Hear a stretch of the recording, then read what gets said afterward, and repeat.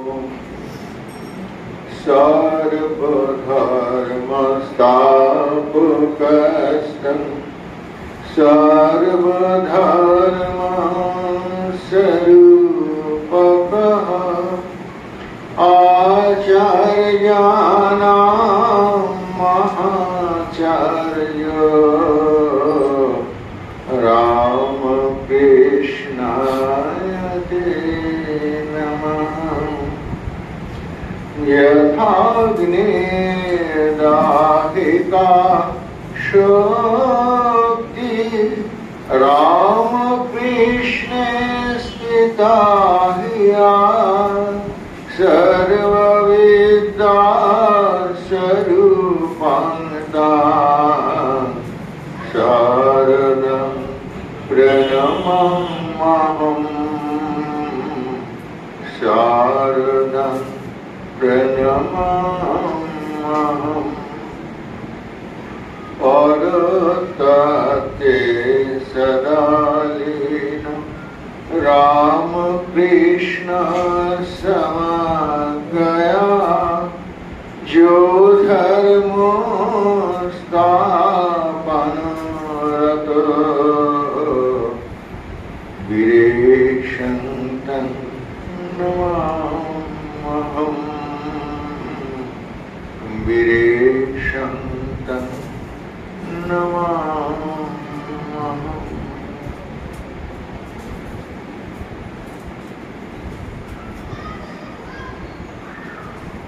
আজকের এই ভক্ত সম্মেলনে আমরা ঠাকুর মা স্বামীজির ভাব আদর্শ, সেই যে ভাব আদর্শের স্মরণ মনন অনুধ্যানের জন্য ভক্ত সম্মেলন। প্রথমে আমার সঙ্গে এইমাত্র আগে আপনাদের কাছে ফাঁকে এসে নরেন্দ্রপুর থেকে বক্তৃতা দিতে শুরু করে এই গানটুকু করে গেলেন আমার প্রীতি ভাজন স্নেহ ভাজন স্বামী চিত্তানন্দ মহারাজ কে আমার স্নেহ ভালোবাসা প্রীতি জানাচ্ছি। আর আমার সঙ্গে মহারাজ রয়েছেন, আপনারা মহারাজকে বিশেষভাবে পেয়েছেন এই দিকের মানুষ, তিনি স্বামী স্তবপ্রিয়ানন্দজি, তিনি আমার অত্যন্ত প্রীতিভাজন স্নেহভাজন, তাকেও আমার আন্তরিক শুভেচ্ছা ভালোবাসা। তিনি আপনাদের কাছে বক্তব্য রাখবেন, তার বক্তব্যের বিষয়টাও দেখলাম শ্রীমকে নিয়ে, মাস্টার মশাই। আর আমার বিষয়টা লেখা আছে শ্রীরামকৃষ্ণ ভাবাদর্শে উন্নততর জীবন গঠন। ঘুরে ফিরে আমাদের বক্তব্য যেভাবেই আমরা বলি, ঠাকুর মা স্বামীজিকে যে আমরা জীবনের উদ্দেশ্য করেছি, সেই উদ্দেশ্যে বিভিন্ন দিকের বিচ্ছুরণ, সেইটুকু আমাদের জীবনকে আরো বেশি এগিয়ে নিয়ে যাওয়ার উপাদান হিসাবে যেটুকু আমরা ব্যবহার করব, তাতে আমাদের জীবনের উদ্দেশ্য লাভ, সিদ্ধি লাভ, আমাদের জীবনকে আরো বেশি উন্নত করা, সবকিছুই যেন একই সঙ্গে হয়ে যায়, এইরকম একটা আদর্শের মধ্যে আমরা এসে পড়েছি, আপনারা এসে পড়েছি। সেই জন্য বিশেষ করে আপনাদের এই অনুষ্ঠানে এই আগ্রহ এবং ঠাকুর মা স্বামীজির কৃপাবর্ষণ দেখে আমাদের আসলে উৎসাহী, আমরা বেশি উৎসাহী হই, আমাদের উৎসাহ আরো বৃদ্ধি পায়। যে এক এক জায়গায় এখন যখনই এখানে যাই, মানে যত বড় ঘরই হোক না কেন, শেষ পর্যন্ত দেওয়ালের পরেই কাউকে বসতে দেখি শেষ লাইনটি। অবাক কাণ্ড, এই দুপুর বেলায় এই সময়ে আপনারা যে ঘর থেকে বেরিয়ে আসতে পেরেছেন, এটা চারটিখানি কথা নয়।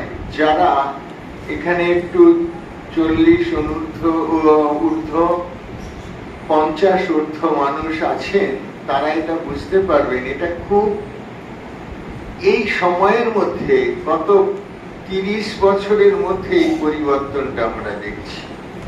আগে যে কোনো ধর্মসভা, আলোচনা সভা, ভাগবত পাঠ, চণ্ডী পাঠ ওই সন্ধ্যের সময়ে, বিকেলে, বেশি রাত হবে না, এইরকম অবসরে মানুষ সেরে বাড়ি ফিরবে কখন, তার একটা চিন্তা থাকতো। আর বাড়ির মায়েদের সেখানে ওই রান্নাঘরে থেকে অন্যরা যদি পারত, যেত। অসাধারণ একটা পরিবর্তন। এদিকে আপনারা কতটা লক্ষ্য করছেন, বা যারা একটু সিনিয়র আছেন তারা এটা বুঝবেন যে 7-এর দশক, 8-এর দশক, অর্থাৎ এখন থেকে 50 বছর আগে একেবারেই ছিল না। রাত জেগে গ্রামে গঞ্জে, পাড়াতে, মফস্বলে রামযাত্রা এইরকম আসতো। তারা ওই পাড়ার একটি স্কুল টুলে ভ্যাকেশনের সময় থাকতো, সারা রাত যাত্রা হতো। তাতে মায়েরা বাড়ি থেকে মাদুর বা কিছু একটা নিয়ে, মোড়া নিয়ে গিয়ে বসে ভোরবেলা পর্যন্ত দেখতো, আবার এসে কাজে যোগ দিতে হতো। সকাল থেকেই সংসারের সমস্ত কাজ এবং সবকিছুই করে যাবে রাত জেগে এসে। এইটা আমরা পেয়েছি। আর তারপরে যে অনুষ্ঠান, সব বিকেল বেলা আশ্রমে আশ্রমে, সন্ধ্যে আরতির আগে শেষ। এখনো বেলুড় মঠে সেই ট্র্যাডিশন। তারপরে সন্ধ্যা আরতি হবে। আর বিশেষত এই যে ভক্ত সম্মেলন এখন সকালের একটা অধিবেশন হিসেবে গণ্য হয়েছে, বিকেলেও আরেকটা হবে। এই দুটো করে যাওয়া, এটা আরো বেশি আধুনিক।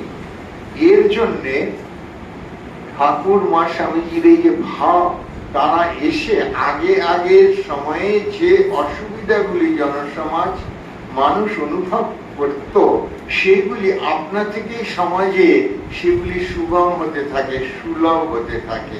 অর্থাৎ মা সারদা দেবী যেভাবে জীবনযাপন করেছেন, এখনকার মায়েদের তার শতভাগ কেন, সহস্র ভাগ কেন, কোটি ভাগের 1 ভাগ করলেই যে হবে, সেটা আমরা এখন বুঝতে পারছি। এখন কেন, যে তিনি একটা আদর্শ, উচ্চতর, শুধু নয় উচ্চতম, এবং তা কোথাও ফিক্সড নয়। এদের যে অনন্ত ভাব, শ্রীরামকৃষ্ণ, মা সারদা দেবী এবং স্বামী বিবেকানন্দ, তারা 3-এ 1, 1-এ 3। শ্রীরামকৃষ্ণ ভাব থেকেই শ্রীরামকৃষ্ণ ভাব আদর্শ। এই ভাব আন্দোলনের এখন একটা রূপ নিয়েছে। আসলে এই 3টি বেলপাতা, একটি বেলপাতা বলে আমরা যাকে আহুতি দিই, দেবদেবীর পায়ে নাম করি, আমরা নিবেদন করি, তাতে 3টে পাতা থাকে, কিন্তু একটি বেলপাতা বলেই আমরা সেটাকে গণ্য করি। তেমনি ঠাকুর মা স্বামীজি, এরা 3-এ 1, 1-এ 3, একই। কিন্তু এই সমাজের বিভিন্ন রকম মানুষের কাছে কেউ কিছু, তাদের নিজ জীবনের থেকে একটা বার্তা থাকে, একই উপদেশ, একই ভাবনা, একই চিন্তা, কিন্তু কার কাছে কোন দিক থেকে সেটা প্রকাশ পাবে, গৃহীত হবে, গ্রাহ্য হবে, প্রিয় হবে, আকর্ষণীয় হবে, সেইটার জন্য তারা 3টি শরীর নিয়ে 3টি ব্যক্তি হয়ে এসেছে। আগে পুরুষ সমস্ত অবতাররাই তাদের এই কার্যটি, অর্থাৎ জগৎ কল্যাণ যে অবতারের কারণ, অবতরণের, সেইটি সংসিদ্ধির জন্য অবতার পুরুষই সেইটি সংসাধন করেছেন। রামচন্দ্র কি শ্রীকৃষ্ণের জীবনে, শ্রীকৃষ্ণ, মহাবীর, বুদ্ধ, চৈতন্য, কিন্তু তাদের লীলা সঙ্গিনীরা ছিলেন, কিন্তু তাদের যে অংশগ্রহণ, সেটা অত্যন্ত, এই মা সারদা জি আমাদের কাছে আসার পরে এবং তার এই ভাবটাকে জগতে প্রচারের জন্য শ্রীরামকৃষ্ণর যেমন একটা বিশাল ভূমিকা, তার থেকেই ভাবটি এবং ভাবটির পুষ্টি সাধন তিনি করে দিয়ে এইবারে বাকিটা যেন তার হাতে ছেড়ে দিয়ে গেছেন, তুমি এদের দেখো। তিনি সেই 86 সালে, 1886-তে মহাপ্রয়াণ, 20 সাল পর্যন্ত 1920-তে মায়ের মহাপ্রয়াণ। অর্থাৎ এই যে বাকি 34 বছর মায়ের জীবনটা ঠিক দুভাগ যেন, একটি তার আগে 33 প্লাস, পরেও 33 প্লাস, প্রায় 34 বছর, ঠিক জীবনটি দুটি ভাগ যেন। অর্থাৎ শ্রীরামকৃষ্ণের অবর্তমানেও তিনি তার জীবনের অর্ধেকটি, এবং তার মধ্যে মূল হচ্ছে এই শ্রীরামকৃষ্ণ ভাবকে জগতে প্রকাশ প্রচার এবং আরো বলশালী করার জন্য যে মাতৃভাব শ্রীরামকৃষ্ণের মধ্যে ছিল সেইটিকে জগতে, অর্থাৎ শ্রীরামকৃষ্ণ তার জগতের সকলের প্রতি মাতৃভাব ছিল। অসাধারণ কথা। এইটি লীলা প্রসঙ্গকার কথা উল্লেখ করেননি, তিনি উল্লেখ করেছেন জগন্মাতা তার মা, তিনি তার শিশু, বালক মাত্র। শ্রীরামকৃষ্ণ দুটি ভাবে জগতে জগন্মাতার সঙ্গে তার সম্পর্ক স্থাপন করেছিলেন। একটি হচ্ছে তিনি জগন্মাতার হাতে যন্ত্রমাত্র, লীলা প্রসঙ্গে এগুলি স্পষ্ট বারবার তিনি উল্লেখ করছেন। অথবা আরেকটি ভাব হচ্ছে তিনি জগন্মাতার হাতের বালক। জগন্মাতার একটি শিশুকে যেমন পরিচালন করলে শিশু যেমন মায়ের কথায় চলে বলে করে, তার নিজের কোনো ইচ্ছে থাকে না, এটিকে নিবেদিতা পরে বলেছেন he had an unconscious method, অর্থাৎ তিনি কোনো কিছু করছেন এইরকম ভাবে। আমরা যে জগতে যে কোনো কিছু করি তাতে যে আমাদের একটা পরিকল্পনা, একটা ইচ্ছা, একটা প্রকল্প, প্ল্যান যাকে আমরা বলি, যা কিছু আমরা বলি, আজকে আমরা আসবো, একটা প্রোগ্রাম ছাপিয়েছে, আজকে এটা আপনারা আসবেন, এই সময় এটা হবে সেটা হবে, আমরা তার জন্য গাড়ি বলে রেখেছি, আমরা প্রস্তুত হয়েছি, এখানে এসে দেখছি যে হ্যাঁ ঠিকই, তাহলে এটা একটা পরিকল্পনা রূপায়ণ চলছে, শুরু হয়েছে। শ্রীরামকৃষ্ণ জীবনটা এই জগতে আমরা যেভাবে কিছু পরিকল্পনা করে কর্ম করি সম্পূর্ণ বিপরীত। তিনি কোনো পরিকল্পনা করে জীবনে কিছু করেননি, নিজের ইচ্ছায় কিছু করেননি, সচেতন ভাবেও নয়, অসচেতন ভাবে মা যেন সেটি জগন্মাতা জগদম্বা সেটি তার জীবনের মধ্যে দিয়ে করিয়ে নিয়েছেন। অর্থাৎ তিনি ছাড়া আরেকজন ওপরে তার পরিচালক ঈশ্বর, যার তিনি সেটা নিয়ন্ত্রী, যা কিছু আমরা বলি, এইরকম জীবন জগতে দেখা যায়। তিনি যা কিছু করেছেন না, সব সিচুয়েশনটা এমন হয়েছে যে তাকে সেটা করতে হয়েছে। যে কোনো কিছু একটা দেখবেন, যা কিছু তার জীবনে, এবার থেকে খেয়াল করবে যখন কথা মৃদুবালী যখন তার জীবনে কিছু করছেন, তখনই দেখবেন যে মানুষটা নিজে কোনো আলাদা কিছু পরিকল্পনা করছে। মা সেটি টের পেয়েছে, মা সেটি ধরে ফেলেছে। লোকেরা বলছে যে তিনি ধর্ম সমন্বয় করেছিলেন। বেশ, এটা শুনতে শুনতে মা একদিন সেই প্রসঙ্গে বলে ফেললেন যে যখনই একটা কথাকে বেশি জোর দিয়ে আমরা স্ট্রেস দিই, সেটাই যেন গুরুত্ব বা প্রাধান্য পেয়ে যেতে পারে, ওই ভুলটা একটু ভেঙে দেওয়ার দরকার। মা একদিন বলছেন, দেখো বাবা, তিনি যে কোনো মতলব করে এই ধর্ম সমন্বয় যে তোমরা বলছো এটা করেছিলেন তা কিন্তু নয়। তার মানে আমরা শুধু মনে করবো যে শ্রীরামকৃষ্ণ জীবনে এটা একটা যে বিশাল কন্ট্রিবিউশন, এটা বিশাল একটা ভূমিকা, তার অবদান, সেটা হ্যাঁ এই অবতারের জীবনে এটা একটা বড় কথা। কিন্তু মা একটা ছোট শব্দ ঢুকিয়ে দিলেন যে তিনি যে এটা মতলব করে করেছিলেন, এই যে আমাদের সঙ্গে তফাৎ। আমরা কোনো কিছু একটা ফন্দি করে, মতলব করে, প্ল্যান করে, আরো ভালো শব্দ বললে, মা যেন একটু আমরা এখন মতলব বা ফন্দিটাকে একটু নেগেটিভে ব্যবহার করি হয়তো। তখনকার সময় ওইটা ছিল না, মানে আমাদের অভিলাষ, আমাদের ইচ্ছা, আকাঙ্ক্ষা অর্থেই মা ওটা ব্যবহার করেছে। যে তিনি যে এটা কোনো ইচ্ছা করে করেছিলেন এটা না, তিনি সারা দিন রাত ঈশ্বরকে উপভোগ করতে চাইছিলেন। এমনকি বিভিন্ন ভাবের মানুষ, বিভিন্ন ধর্মের মানুষ কি করে ভগবান লাভ করতে পারে, পরে তাদের পথ এবং মত অনুযায়ীও তাদের ভাবে বিফল হয়ে থাকতেন দিন রাতে, কথাটা সেখানে বলছে। তাতেই আসলে সমন্বয় হয়ে গেল। তিনি এটাকে গ্রাহ্য, এটাকে ত্যায্য, এটাকে গ্রহণীয়, এটাকে অগ্রহণীয় এরকম পৃথক করছেন না। তার মানে তিনি সবাই কিভাবে, মানে যাকে বলে যে আপনি কি পছন্দ করেন খেতে, না আপনি জানবেন আমি তাই খেতে পারবো, আমি সবই পছন্দ করি, এইরকম একটা মানুষ। আমি তপস্যানন্দজি এই কথাটা ব্যাখ্যা করে বলেছেন, he was a glutton in spiritual ideal and spiritual life. glutton মানে বহুভুক, সর্বভুক, যে সবকিছু খায়।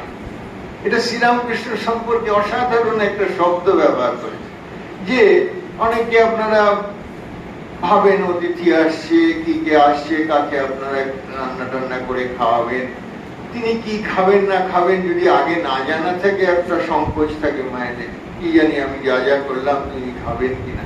আর যে সব খায় তার কাছে কোনো সংকোচ নেই। দেখুন শ্রীরামকৃষ্ণ কত দিকে আমাদের আপন করে নেওয়ার গুণগুলো জগতে দেখিয়ে গেছে। যে শ্রীরামকৃষ্ণকে বলা হয় তিনি হলুদ ফুল ভালোবাসতেন, কি সাদা ফুল ভালোবাসতেন, কিন্তু ওইটি শুধু নয়, অন্য যে কোনো ফুলই তাকে দেওয়া যায়, এটাও আমাদের ধারা হয়ে গেছে। আশ্চর্য নয় কি?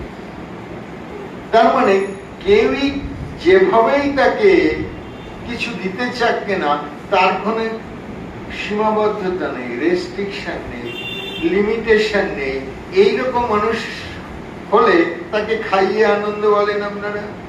এইরকম বললাম গান শুরু করে দিল, এইরকম আমাদের ভাইদের মধ্যে পেলে আমরা কত, ওকে পুজো করতে বললে পুজো করতে শুরু করে দিল, চণ্ডী পাঠ করে দেবে, ও গান করে দেবে, ও বক্তৃতা দিতে পারে। আমরা এরকম সাধুদের বলি 4 in 1, 2 in 1 বলে, 3 in 1 বলে। আমাদের এইরকম সাধু ভাইরা 4 in 1, যে কোনো আশ্রমের কাজ করে, তারপরে অ্যাকাউন্ট, অমুক তমুক, দোকান বাজার, প্ল্যান, পরিকল্পনা সবই পারবে। অর্থাৎ এইরকম শ্রীরামকৃষ্ণ আসলে আমাদের, যাকে আজকাল এই ক্রিকেটের ভাষায় বা ক্রিকেট টিমে আমরা দেখি অলরাউন্ডার, যে সব রকম পারে, সেটা জীবনে একটা গৌরব। কেউ যদি বলে আমার মেয়ে চা বানাতে জানে না, রান্না করতে জানে না, আমরা তখন বুঝিনি ওর একটা কোথায় সীমাবদ্ধতা তৈরি করে ফেলেছে মা বাবা। ওটা আমাদের, আপনাদেরও সেটা পছন্দের না। যে ওটাও জানে, আবার ডাক্তারিও করছে, তাকে আমরা বেশি গুরুত্ব দেব। ডাক্তারি করছে বা ইঞ্জিনিয়ারিং করছে বা পিএইচডি করছে বা বিদেশে গেছে, তার সঙ্গে চা না জানার, চা বানাতে না জানার বা রান্না করতে না জানার বিরোধটা কোথায়? এইটা অনেকে এটা গর্বের সঙ্গেও বলে ফেলে। আমাদের ওটা গর্ব বলে মনে হয় না, ওটা গর্ব করার না, ওটা অগৌরবে। বোঝা যাচ্ছে? শ্রীরামকৃষ্ণ এই অগৌরবের জায়গাগুলোকে ভেঙে দিয়েছে। যে যেটা জানবে সেটা তিনি গ্রহণ করেন। কি ইন্টারেস্টিং জীবনটা! মাস্টারও তার কাছে যাচ্ছে, ডাক্তারও তার কাছে যাচ্ছে, ব্যবসায়ীও তার কাছে যাচ্ছে, জমিদার ও তার কাছে যাচ্ছে। তিনি কাউকে বলছেন না যে কারো প্রবেশ নিষেধ, এরকম কিছু নেই। আবার তিনি ডাকছেন, ওখানে বলছেন এখানে কোনো সাইনবোর্ড দেওয়া হয় না, মানে তিনি কাউকে ডাকছেন সেরকমও নয়। তবু আমরা আসছি কেন? মানুষটিকে ভালো লাগছে। এই যে আমাদের ভালো লাগা ব্যাপারটা, সেইটি আমাদের জীবন গঠনের প্রথম অনুকূল পয়েন্ট। জানতে হবে যাকে ভালোবাসবো তাকে আগে ভালো লাগা চাই, এবং ভালো লাগবে কাকে বেশি?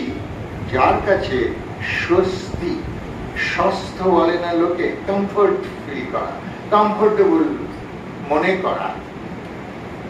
কমফোর্টেবল মনে করা মানে স্বস্তি বোধ করা। এই স্বস্থ শব্দটা দিয়েই সেটা ঠিক ঠিক বোঝানো যায় যে তার কাছে কোনো কিছু অস্বস্তিকর নয়। দেখুন মা সারদার জীবনটা পুরো তাই, যে কোন অবস্থাতে তিনি অস্বস্তি বোধ করেছেন এরকম আমরা পাই না। আশ্চর্য।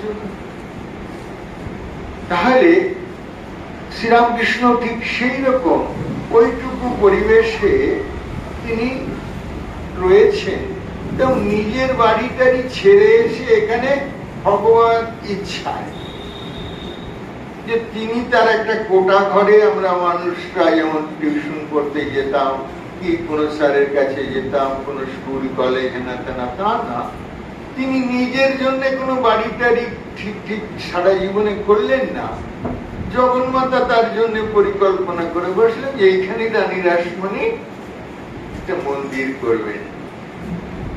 সেটা মা তাকে, কেন তিনি যাকে ওখানে সাধক হিসেবে তারপরে জগতের আচার্য হিসেবে রাখবেন 30টা বছর, তিনি যে যে বিষয়গুলো জগতে প্রকাশ করতে এসেছেন সেই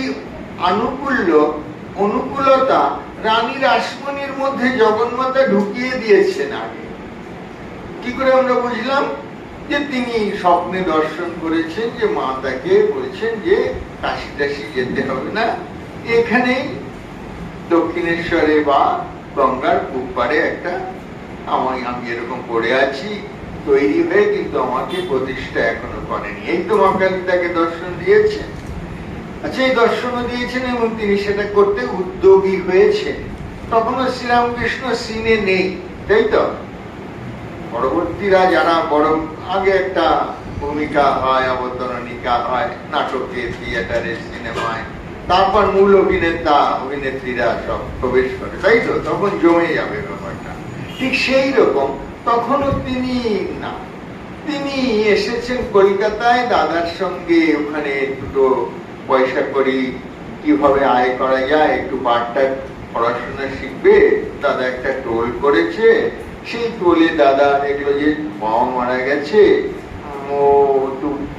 মনটা কেমন একটু ভবঘুরে হয়ে থাকে, পড়াশোনায় মন নেই, মাও একলা সামলাতে পারবে না, আর দারিদ্র, সেই জন্য কলকাতা নির্ভর। এখনো যেন আমাদের কিছু একটা হলে স্বাস্থ্য বা শিক্ষা পরিষেবার জন্য কলকাতার উপর নির্ভরশীল। আর তখন 150 বছরের বেশি আগে, 180 বছর অতিক্রম হয়ে গেছে শ্রীরামকৃষ্ণের জন্য। তাহলে এই তো 36 সাল, এখন 24 সাল, আর মাত্র 12 বছর পর তার 200 বছর, কিছুই না এই অনন্তকালের ক্ষেত্রে। এবং একজন অবতারের প্রভাব এই সমাজকে পরিবর্তনের ক্ষেত্রে এর সামান্য মাত্র যেন সবে শুরু হয়েছে, কিন্তু আমরা টের পাচ্ছি যে এর মধ্যে আমাদের কি রকম জীবন যাপন করলে এই শ্রীরামকৃষ্ণ আদর্শে আমরা উন্নততর হব। এইগুলি যখনই একটি একটি করে আমি দু একটি আপনাদের সামনে উল্লেখ করবো, আরগুলো আপনারা যখন পড়বেন এবার থেকে দেখবেন সেখানে কোথায় একটা মায়ের ইচ্ছা এবং ঘটনার জোটপট এমন ভাবে তার জীবনে হয়েছে যে কখনো সাধারণ মানুষের এবং শ্রীরামকৃষ্ণ ছাড়াও মহাপুরুষদেরও জীবনে সবসময় সেরকম হয়নি।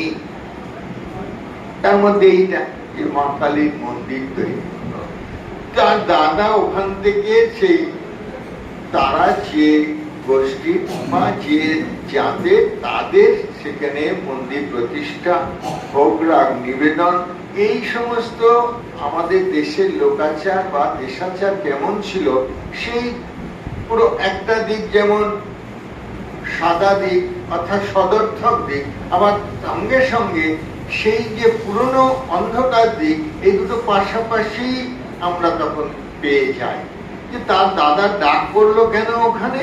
কারণ আমাদের সমাজরা এদেরকে স্বীকার করেনি যে এরা মন্দির প্রতিষ্ঠা করতে পারে, এরা দেব বিগ্রহের সেবা করতে পারে। ওই একটা পয়েন্টেই তখনকার সমাজকে বুঝে নিতে হবে যে তাহলে সেইখানে তার দাদা এমন একটা মত প্রতিষ্ঠা করলেন, এমন একটা উপায় বার করলেন যাতে তিনি সেটা পারলেন। এটা সকলের আপনাদের জানা, এবং পারলেন। এবং রাসমণি এমন ভাবে তার মন্দির করলেন মা কালী, আর তখন আমাদের আবার পাশেই পেছনেই বিষ্ণু ঘর, তাই তো? গঙ্গার একবারে দ্বাদশ শিব মন্দির, একটা দুটো না 12টা শিব মন্দির। এই তিনটে সম্প্রদায়ে আমাদের সমাজটা বিদীর্ণ ছিল, ঝগড়া ঝাঁটি কোলাহল, কেউ কারো মুখ দেখতো না, বুঝে যাচ্ছে? একটা শাক্ত মা কালী, পরে সেই বিল্ডিং এ পেছনে বিষ্ণু ঘর, মানে শাক্তরা বৈষ্ণবদের সঙ্গে এখন হয়তো আমরা বুঝতে পারবো না, যদি ঊনবিংশ শতাব্দী অষ্টাদশ শতকের আমরা বাংলার সমাজ সম্পর্কে যখনই জানবো, ভারতবর্ষের সমাজ জীবন জানবো, তখন বুঝবো যে এরা কত শক্তিশালী কাজ। আবার এদিকে শৈব শিব, শৈব মতে শিবের পূজা আরাধনা এবং এই রকম গানপত্য এবং এই আমাদের সবগুলোই ছিল একে অপরের যেন বিরোধী। যে কোনো একটাকে গ্রহণ করাই ছিল নর্মস, মানে নিয়ম। আর তুমি শাক্ত, আচ্ছা তোমার এইভাবে বিধি করে ভগবানকে ডাকবে, তুমি বৈষ্ণব, তুমি গণপত্য, তুমি সৌর, তুমি শৈব। আচ্ছা, ওনাকে কে বুঝিয়ে দিল যে তিনি সেই সময় এটা একটা বৈপ্লবিক কার্যপন্থা, যে একই দেবালয়ে এরকম তিনটে মতের প্রতিষ্ঠান? কেন? শ্রীরামকৃষ্ণ বলে একজন আসবেন এখন এখানে, তার ভাই, তাকে আমরা পাবো। তিনি আবার কারো কথায় চলেন না, নিজের একটা মর্জি থাকে, আমরা বলি একগুয়েমি থাকে, সেই রকম মানুষটি, ছেলেটি। কিন্তু আসলে সে নিজের ইচ্ছে বলে কিছু না, সে তার জগদম্বা, তার মাকে জানে, তিনি জগন্মাতা, এবং সেই মা সত্যি কি না সেইটি পরীক্ষা তিনি করবেন। তারপরে এখানে পূজারি টুজারি হওয়া, বেশকারী হওয়ার কাজ, এইগুলো তিনি যে তাকে আস্তে আস্তে অফার করা হচ্ছে, দেওয়া হচ্ছে, তুমি এই কাজটা করবে, তার দাদাও খুশি হওয়ার কথা যে ও তো বাড়ি থেকে এসে একটা কাজে দাঁড়িয়ে, দেখুন পড়াশোনা এবং কাজে লাগানো, চাকরি পাওয়া পর্যন্ত কলকাতার উপর নির্ভরশীল। কিন্তু সে দাদাকে ইতিমধ্যে শিখিয়ে দিয়েছেন, যে জানিয়ে দিয়েছেন যে তিনি এই পড়াশোনা করবেন না।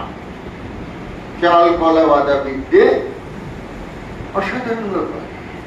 আবার সেই প্রতিষ্ঠান বিরোধী, যা জগতে হয়ে চলেছে তার বিরোধী মতে তিনি। কোথা থেকে এটা? তিনি বলছেন যে না, ঈশ্বর লাভই যদি মনুষ্য জীবনের উদ্দেশ্য হয়, মাকে লাভ করাই জীবনের উদ্দেশ্য হয়, সমস্ত পরিশ্রম, এনার্জি, সমস্ত সময় একটা দিকেই আমি ব্যয় করবো, একদম স্পেশালাইজ তো স্পেশালাইজ, তাই তো? একজন দাঁতের ডাক্তার তো আর কানের চিকিৎসা করেন না, তাহলে একটা ডাক্তারের ক্ষেত্রেই আমাদের শরীরটার যতগুলো অঙ্গ প্রত্যঙ্গ অবয়ব, সব বিষয়ে এক্সপার্ট আছে, স্পেশালাইজড, তাই তো? মানে চিকিৎসা তো দাঁতের ডাক্তারের কাছে গিয়ে করাই না। বুকে ব্যথা হচ্ছে, ওরা এখন বলে সেবা প্রতিষ্ঠানে, এবং ওখানে বলেও রাখবো এই বুকটা ব্যথা হচ্ছে, ওরা আমাকে ইসিজি করবে, হার্টের একটা কিছু মনে করবে, তাই তো? না, আমার পা ভেঙে গেল একটা অনুষ্ঠান থেকে ফেরার সময়, ওরাও তখনই বলে যে মহারাজ পা ভেঙে, দেখলাম অর্থোপেডিক ডিপার্টমেন্টের ওরা রেডি ছিল, আমাকে ওখানে নিয়ে গেল, বুঝে গেল। দেখুন সেই রকম যে উনি ওই হাড়ের ডাক্তারি, তার যত দূর চলে যেতে পারে, গুঁড়ো গুঁড়ো হয়ে গেছে কি সেটাকে ওরা ঠিক করে দেবে, এরকম একটা প্রশ্ন প্রথমে। না, গুঁড়ো গুঁড়ো হয়নি, মরে যখন যায়নি আর গুঁড়ো গুঁড়ো হয়নি, ওরা মানে আশ্বাস দিল কোনো ব্যাপার না। দেখুন সেই রকম, কারণ তিনি তার জ্ঞান বিদ্যাকে ওই দিকেই শুধু প্রবাহিত করেন। শ্রীরামকৃষ্ণ মানুষটা ওই তার সময় এবং এনার্জি সেই দিকেই প্রবাহিত করবেন, এই প্রতিজ্ঞা করে বসে। তাহলে এই চালকলা বাধা বিদ্যে মানে এতদিন যে আমাদের পুরোহিত, ব্রাহ্মণ তাদের দিয়ে আমরা দেবতা, তিনি মাঝখানে, আর ভক্ত বা আমরা জনগণ, তিনটে ক্লাস যেন। ইনি এই পুরোহিত ক্লাস সব দেশে এরা শোষণের একটা হাতিয়ার হয়ে গিয়েছে, যে ভগবানকে ডিরেক্ট লিঙ্ক, ভগবানকে ডিরেক্ট ডাকা যাবে না, তাদের প্রণামী, তাদের চালকলা দেওয়া, এটা দেওয়া সেটা দেওয়া, তাহলে তুমি ঢুকতে পারবে, তুমি প্রণাম করতে পারবে, পুজো করতে পারবে, ভগবান লাভ হবে। এটা পোপতন্ত্রে, এটা আমাদের মোল্লাতন্ত্রে, আমাদের পুরোহিত তন্ত্রে, এটা সাংঘাতিক একটা অনাচার অত্যাচার ছিল, সেটা সব মানে যে কোনো দর্শকের ইতিহাস পড়লেই জানাবে। 15th সেঞ্চুরি, 14th সেঞ্চুরি, কি 19th সেঞ্চুরি, 18th সেঞ্চুরি, সব। এখন না, সরস্বতী পুজো মা সরস্বতীকে মহারাজ আমরা নিজেরাই করেছি, মানে নিজেরা মানে এই আমি মায়েদের কাছ থেকে একটা বই নিয়ে এসেছি, সেইটা দিয়ে বেশ করেছি আমরা। সেটা বাজে কিছু করেছে, খারাপ কিছু করেছে, এটা মনেই ওঠে না, ওঠেন না, তাই নাকি? কি আপনাদের কি মনে হয়? এরকম হচ্ছে তো? মা সারদা দেবীর ছবিতে আমরা সরস্বতী পুজো করেছি, আর এটা দুর্গা পুজোর নিজে, দুর্গা পুজোর নিজে মা সারদা রয়েছে। আমরা কি কেউ বলছে যে ওটা ওখানে রাখাটা ঠিক হয়নি? কে ঠিক করে দিল এটা? দেখুন, আমাদের মনটা শ্রীরামকৃষ্ণ ভাবে ভাবিত হবে, সে কেউ বিজ্ঞাপন দিক আর না দিক, কথা বলি তো পড়ুক আর না পড়ুক, লীলা প্রসঙ্গ পড়ুক আর না পড়ুক, বেলুন মঠে দীক্ষিত হোক আর না হোক, জগৎটা কোন দিকে মন নিচ্ছে, বোঝা যাচ্ছে? মানে এতে আপনার আমার তাদের কাজটা, তাদের প্রভাবটা এমন সূক্ষ্মভাবে কাজ করছে যে আমরা সেই মনোভাবী হয়ে যাচ্ছি বা অলরেডি গেছি, সেটাকে অ্যাপ্রুভ করছি না। ঠিকই করেছি। আরে মায়ের যেটুকু জানি, তিনি তো সর্বদেব দেবী স্বরূপিনী, তাই তো? তিনি তো কাউকে কালী রূপেও দেখা দিয়েছেন, জগদ্ধাত্রী রূপেও দেখা দিয়েছেন, ঠাকুর বলছেন ও সারদা সরস্বতী, ঠাকুর বলছেন জ্যান্ত দুর্গা, তাই তো? লাটু মহারাজ বলছেন লক্ষ্মী। এরকম সকলেই বাবুরাম মহারাজ খাবার শেষ হয়ে গেছে, তখন বলছেন মার কাছে প্রার্থনা কর, দেখি মা আমাদের অন্নপূর্ণা। এসব ঘটনা যারা পড়েছে তারা তো বুঝে, তাই তো? মা অন্নপূর্ণা পুজোর দিনেও যদি আমরা বলি না অন্নপূর্ণা মূর্তি টুর্তি এবারে হয়নি, মাকে পুজো করেছি, দেখুন আমাদের কোনো মুখ বেজার হবে না। 200 বছর আগে এটা সম্ভব? বলুন বাকিটুকু, বলুন ছিল না। ওইটুকু আপনারা বলবেন, তাহলে বুঝতে পারবো আমরা যে আমরা কি ধনে ধনী হয়েছি। এটার জন্য আমাদের কোনো ক্রেডিট নেই, আমরা এই যুগে জন্মেছি, এটাই আমাদের একটা ভাগ্য যে আমরা এই পরিবেশটা পেয়ে গেছি। অনেকে বলে না ঠাকুরের সময় যারা এসেছিল তারা সৌভাগ্যবান, মাকে যারা দেখেছে তারা সৌভাগ্যবান, স্বামীজিকে দেখতে পারলাম না, আফসোস আছে দু একজনের। 1902 যারা জন্মেছে তারা পরবর্তী সময়ে বলে থাকে আক্ষেপের কথা, কিন্তু আমি এটার উত্তরে বলি যে না, আমরা বরং ওইখানে জন্মালে, ওই সময় জন্মালে আমরা এই পরিবেশটা, এই মঞ্চটা তৈরি পেতাম না, আমরা তাদের বুঝতাম কি না কে বলতে পারে। কারণ আমাদের পূর্বপুরুষের কেউ না কেউ, কোনো না কোনো স্তরের পূর্বপুরুষ তো সেই সময় ছিল। তারা কয়জন দক্ষিণেশ্বর গেছিল, বা কে ঠাকুরকে ছেড়েছিল, বা কে জয়রামবাটি গিয়েছিল, না আমরা মিস করতাম হয়তো, না ঠাকুরের সন্তানরা তাদের প্রচার করে গেছে। তারপরে স্বামীজির মায়ের সন্তানরা তাদের ভাব দেখিয়ে গেছে, মঠ মিশন তৈরি স্বামীজি করে গেছেন। এখন আমরা তার মধ্যে একটা ভাব দেখি যে আমাদের মনের মতো ভাব, আমি যেটা পছন্দ করি সেইটাই দেখি এদের মধ্যে রয়েছে। এই যে ভেতরে আমরা এই যুগে জন্মে আমরা যুগটাকে বুঝতে পারছি, এইগুলি আসলে আমরা পেয়ে বসে আছি। যার জন্য আপনারা এই সময়ে আসলে মায়েরা, আরে দুপুর বেলা তোমরা যাও নেমন্তন্ন বাড়িতে, সে উপনয়ন হোক, শ্রাদ্ধের বাড়ি হোক, আর সন্ধ্যেবেলা বিয়ে বাড়ি হোক না, উনি তো বিয়ে বাড়ি যান না, ওনার জন্য রান্নাটা আমার করতেই হবে, থাকতে হবে। আমরা ভাই বোনরা গেছি, এরকম বিয়ে বাড়ি হয়েছে, উপনয়নের বাড়ি গেছি, আমরা গেছি অন্যান্য অনুষ্ঠানে, মায়েরা যেতে পারেনি। যেটা বলছিলাম যে কেন তাদের ওই রান্না ঘরটাই যেন জীবনের সব ছিল, এবং তাই শ্রীরামকৃষ্ণ তাই জন্যই ওই 21 সালে এসে জন্মেছেন, যে তাকে তো একদিন বলতে হবে যে খালি পেটে কর্ম হয় না। উনুনের মধ্যে কিসের উনুন? ধান সেদ্ধ, আগে ওখানে তার জন্ম। এগুলি প্রতীক মাত্র যে তিনি আগে এটার ব্যবস্থা করবেন, তারপরে ধর্মকর্ম। তাহলে এখন এরা কার্ডের নিচে লেখা আছে 12:30টায় নিত্যানন্দজির বক্তৃতা শেষেই দেখবেন প্রসাদ ধারণ। ইউনিক আমি বলি। তাহলে আপনাদের নিশ্চিন্ত করে দিয়েছে অনুষ্ঠান সূচিটা যে আজকে আমাদের ঘরের গিয়ে খেতে হবে না, এরা খাওয়ার ব্যবস্থা আমাদের কি করেছে। এগুলি অসাধারণ প্রাপ্তি। যারা ঠাকুমাদের সঙ্গে কথা বলে দেখবেন, ঠাকুমাদের সঙ্গে কথা বলে দেখবেন, তারা এটা পায়নি। মা সারদা দেবী পায়নি, ওইখানেই দেখেছেন, কিন্তু মাঝে একটা দরমার বেড়া ছিল। আমরা বলি তার ভাগ্যের, কপালের ভাগ্যে যেন একটা দরমার বেড়া ছিল, সেইটা তাকে শ্রীরামকৃষ্ণ এই ঘরে নৃত্য করছেন, কথামৃত পরিবেশন করছেন, গান করছেন, একটু ফাঁক টাক দিয়ে, তাও ফাঁকটা একটু বড় হয়ে যাচ্ছে, তাই নিয়েও তিনি রসিকতা করতে চানেননি। ওরে লোক, তোর খুনির যে দরমার বেড়াটার ফাঁক বেড়ে যাচ্ছে, তাই তো, মাস শুনে শুনে আবার ওটাকে ম্যানেজ করে দিলেন, এই তো। তার মানে ওইটাও আমাদের দেশাচার, লোকাচার, যে তার স্বামী তার কাছে ওরকম যাওয়া যায় অন্যের সামনে, এইরকম আমাদের সমাজ ছিল না। এখন আমরা এই সময় ওই প্রসাদ এখানে পাওয়া যাবে, আজকে তোমরা যা করো, আমি রান্না করে এলাম, অফিস থেকে বার করে নিয়ে খেয়ে নিও, আমরা বিকেল হয়ে যাবে, সন্ধ্যা হয়ে আছে। তাহলে মা আক্ষেপ করেছিলেন যে মন, তুই কি এমন ভাগ্য করেছিস যে তার কাছে সর্বদা থাকতে পারবি, দেখতে পারবি এবং তার সেবা করতে পারবি। তিনটে জায়গায় তিন রকম প্রসঙ্গ এটা আছে। তার মানে কোনোটাই তার কাছে যাওয়া যাবে না, কদাচিৎ রাত্রিদের খাবার দিয়ে যাওয়া ইত্যাদি।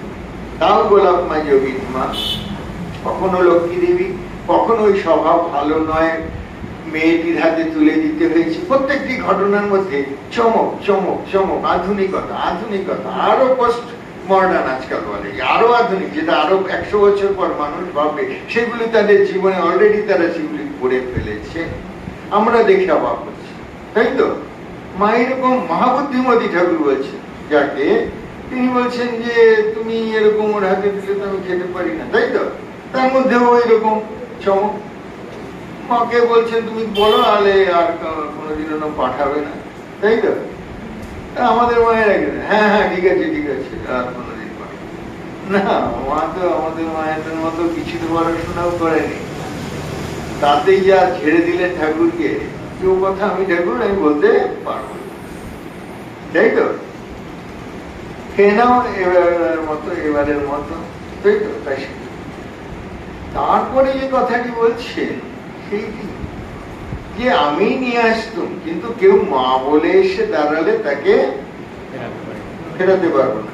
তাহলে আমরা মায়ের কৃপা, মায়ের স্নেহ, মমতা, ভালোবাসার এই মধ্যে এই প্রসঙ্গটা, তাতেই তার মহাবুদ্ধিমতী, তো এটা মহা হলো না। আরো পরেরটা হচ্ছে, আর ঠাকুর তুমি তো শুধু আমার নও, তুমি যে জগতের, বোঝা যাচ্ছে অবতার যে জগতের জন্য আসেন, সেটা ওই অষ্টাদশী, 18 বছর 22 বছর তখন বয়স, অবতার যিনি সর্বমতে সাধন করে এক একজন গুরুকে চমক লাগিয়ে দিয়ে চলে গেছেন, যে এইরকম অধিকারী আগে কখনো আমরা চেলা এরকম পাইনি, তাই তো।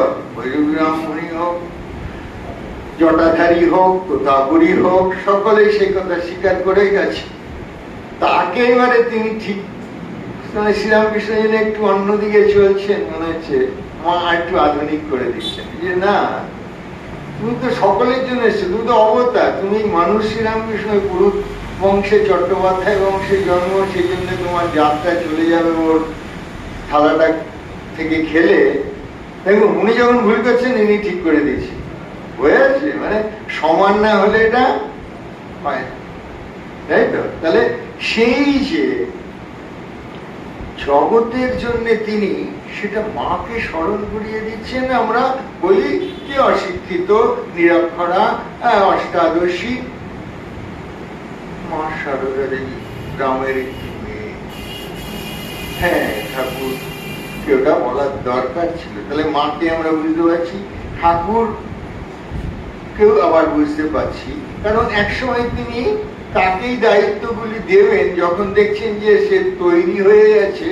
কাশীপুর পরে যখন বলে যে শুধু কি এ করবে, তার মানে এবার ওই সক্রিয় অংশ, যে রাধা জীবন আমরা জানি, মা জানকীর জীবন আমরা জানি, মা সীতার জীবন জানি, তাই তো, কৃষ্ণপ্রিয়ার জানি, যশোধরার জানি, কিন্তু তারা এই কাজের জন্য, জগৎ কল্যাণে যে তাদের বিভিন্ন ভূমিকা, সেগুলি তাদের জীবনযাপন থেকে আমাদের খুঁজে বার করতে হয়। যে তিনি স্বামীর অনুগামিনী হয়েছিলেন, স্বামীর কষ্টকে স্বীকার করে তিনিও সেই কষ্ট স্বীকার করতে রাজি হয়েছিলেন, তাই তো, ইত্যাদি ইত্যাদি।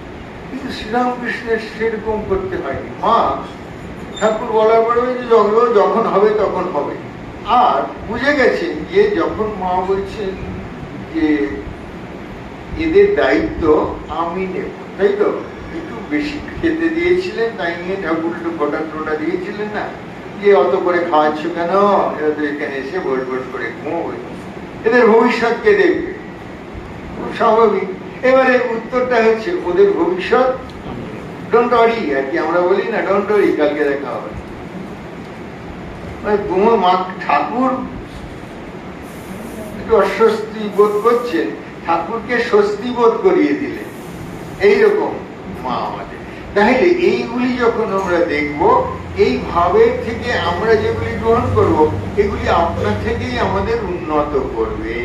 কারণ ভগবত নির্ভর জীবন তার, মায়ের ইচ্ছায় তিনি চলেন, মায়ের ভাবে চলেন, মা তাকে আশ্রয় করে জগতে সব কর্ম করছেন।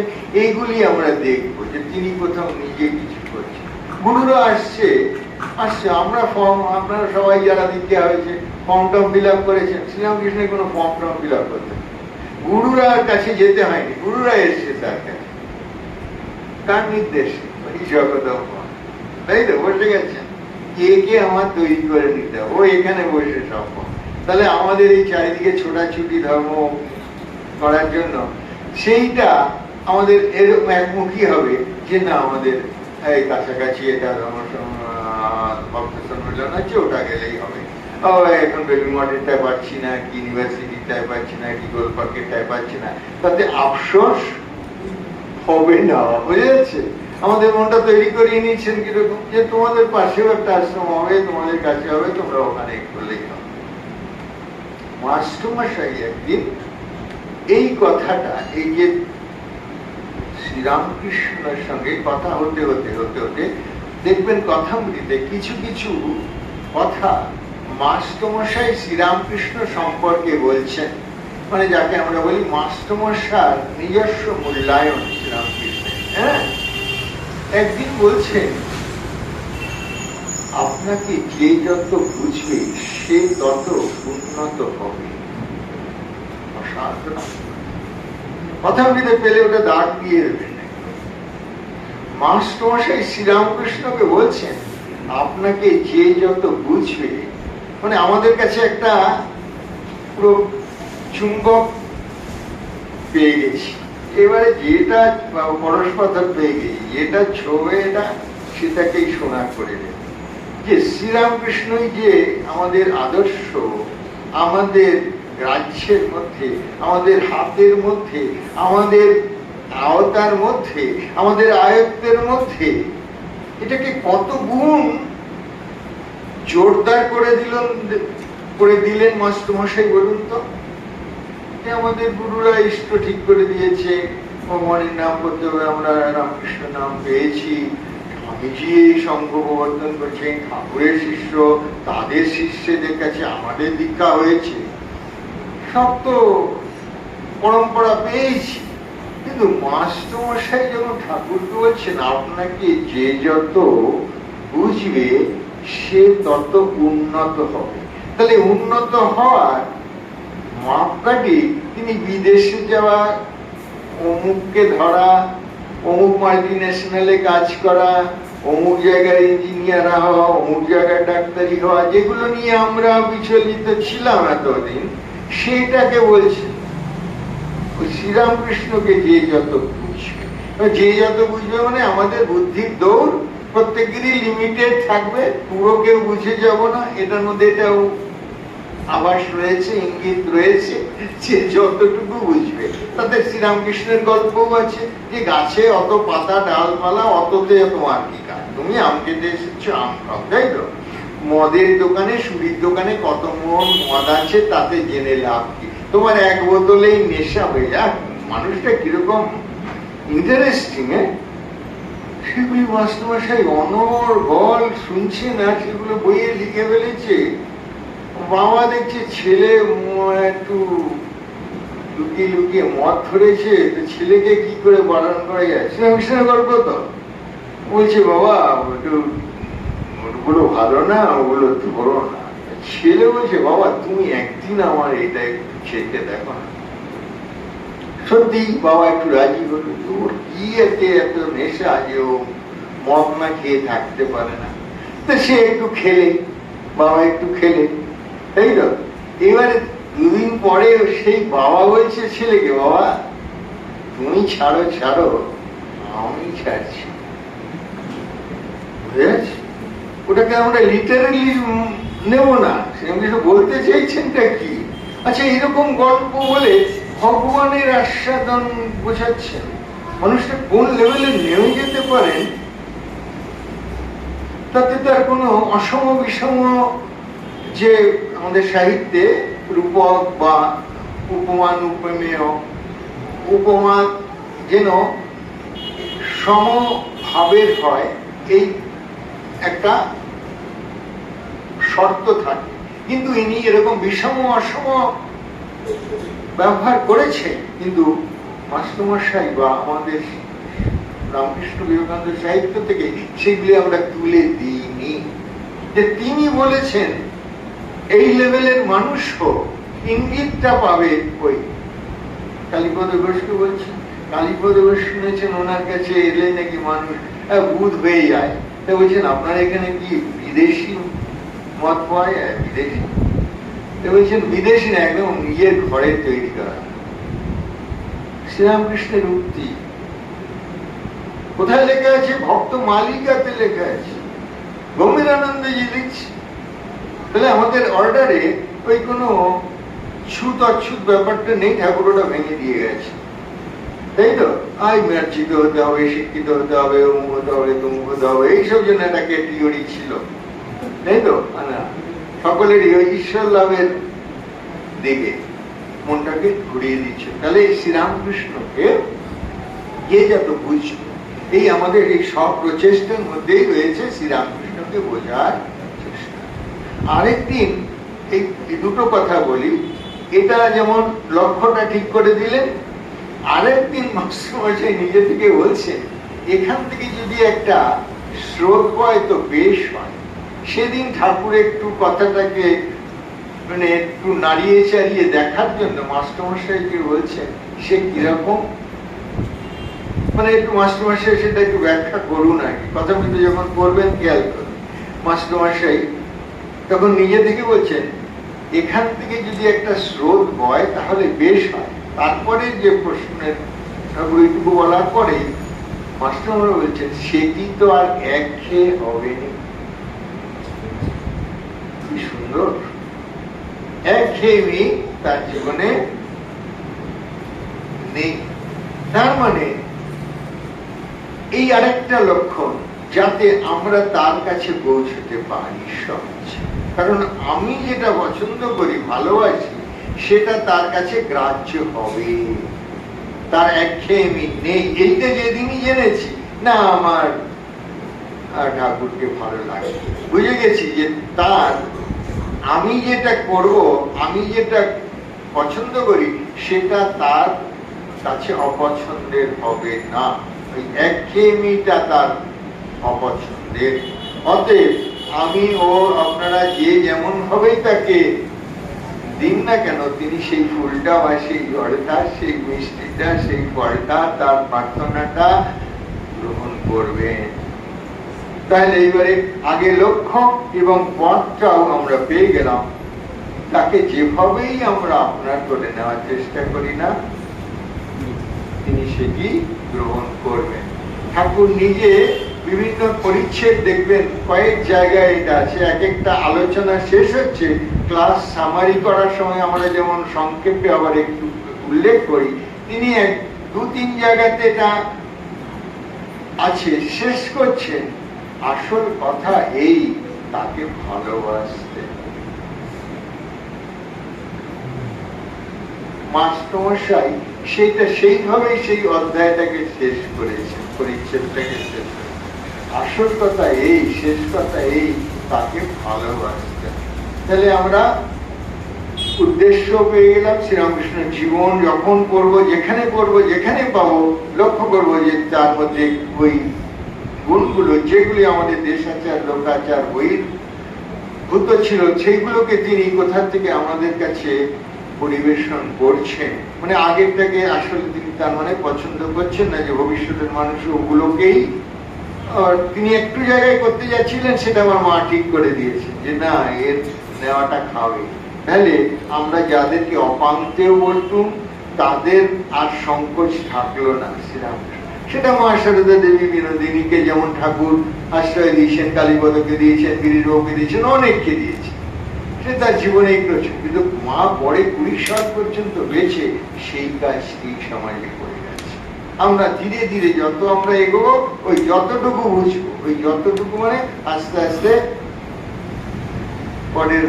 পরের ওভারটায় আরো বেশি রান, পরের ওভারটায় আরো বেশি রান দেখায় না, লাল নীল ক্রিকেট খেলা টেলা দেখেন তো, তাতে দেখবেন এরকম। অর্থাৎ সেই ওভারগুলোতে শেষে যত আসছে তত আরো রান যেন বাড়ছে। দিন যত যাবে তত আমরা রামকৃষ্ণ ভাবে আরো বেশি নিজের রাঙিয়ে নিতে পারবো। তিনিই পথ, তিনিই পথে, তিনিই সাধ্য, তিনিই সাধনা। অর্থাৎ তাই তিনি উদ্দেশ্য, তিনিই আমাদের উপায়। অতএব ঠাকুর মা স্বামীজি আমাদের যে পথ দেখিয়েছেন, সেই পথে আমরা যেন ওই একটু একটু করে হলেও এগিয়ে যেতে পারি, তারই চেষ্টা, তারই এই আমাদের উদ্যান। ঠাকুর মাকে আমাদের সেই শক্তি দিয়ে, এই প্রার্থনা, যাতে তাদের আমরা আমাদের ক্ষমতা মতো অনুভব করে আমাদের জীবনকে সার্থক করতে পারি এবং উন্নত করতে পারি। ধন্যবাদ।